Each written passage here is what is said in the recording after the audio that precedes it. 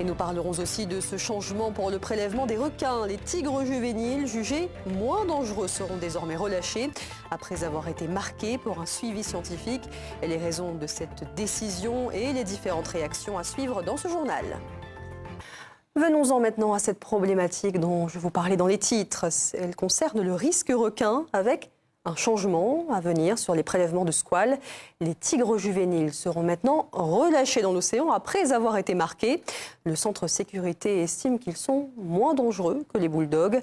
Depuis 2011, une seule attaque mortelle a été causée par un requin-tigre.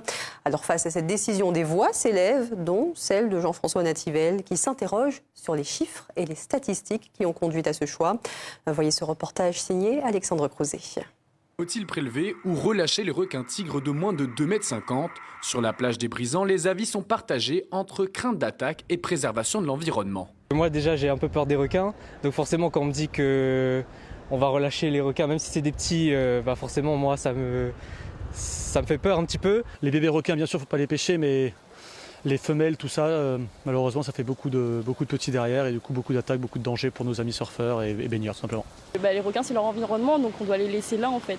Donc si les gens sont pas contents, tant pis pour eux. Ce jeudi 6 avril, le centre sécurité requin en charge de la stratégie de réduction du risque requin a voté en faveur d'un projet de marquage et de relâche des requins-tigres juvéniles de moins de 2,50 m, une mesure contestée par Jean-François Nativel. Selon le conseiller départemental, l'étude du centre sécurité requin présente des incohérences et pourrait mener à une augmentation du risque d'attaque. On nous dit d'un côté que les tigres ne sont pas dangereux à La Réunion, mais d'autres statistiques soulignent sa dangerosité.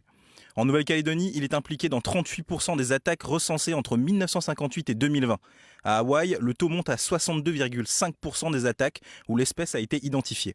Pour le président de l'association VAG, Didier Deran, la mesure aurait dû être prise plus tôt pour la protection de l'espèce. Il s'oppose également à Jean-François Nativel car pour lui, chaque écosystème est différent. On n'a pas un immense lagon à La Réunion comme en Nouvelle-Calédonie ou comme le lagon mauricien. Aucun secteur, aucun océan ne se ressemble. Alors pourquoi les animaux auraient-ils le même comportement en Nouvelle-Calédonie qu'à La Réunion ? Monsieur Nativel fait beaucoup de généralisations, mais en général abusives à mon sens. De son côté, la sous-préfète pointe une mesure d'équilibre pour un environnement partagé. On ne peut pas éliminer tous les requins autour de l'île uniquement pour permettre aux activités nautiques de se développer. Il y a vraiment là un équilibre à trouver entre le respect de la biodiversité et bien sûr, la protection des personnes qui pratiquent des activités nautiques. Une crise requin qui continue donc de faire débat. À La Réunion, la dernière attaque de requin-tigre adulte remonte à 2015 à l'étang Salé. Une attaque qui a coûté la vie à Talon Bishop, alors âgé de 22 ans.